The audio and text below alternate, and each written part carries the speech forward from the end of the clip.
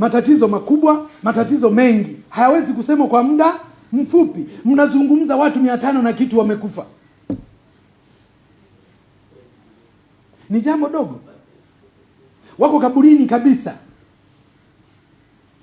Mnajua idadi ya watu 500 na kitu. Shule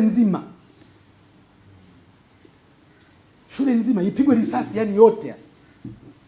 Tena ilikuwa shule sasa hii mpaka na watoto wadogo.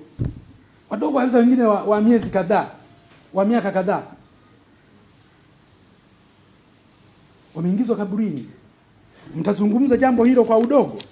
Sasa kwa sababu ya changamoto na nyingi hizi tulizo nazo hizi, tukubali kwamba msajili wa vyama vya siasa hajaishia kuingilia tu utendaji wa vyama vya upinzani, bali pia amekuwa akikataa hata kusajili vyama vipya na bila hata sababu za msingi. Mfano chama cha Independent People's Party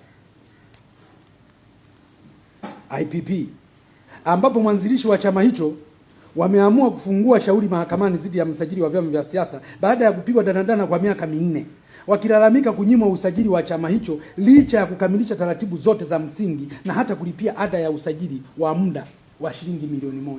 Leo miaka 4 mpaka wameamua kumpeleka mahakamani. Kwa hiyo anataka mpaka vile vyama ambavyo yeye anajua wanaongea nini navyo. Lakini anapofika kuja kwenye anaona chama hiki haoni, labda ndio inakuwa hivi. Sasa leo wameenda wako mahakamani. Tuone mahakama itasema nini. Watu walishalipia mpaka kulipia ada ya usajili wa muda.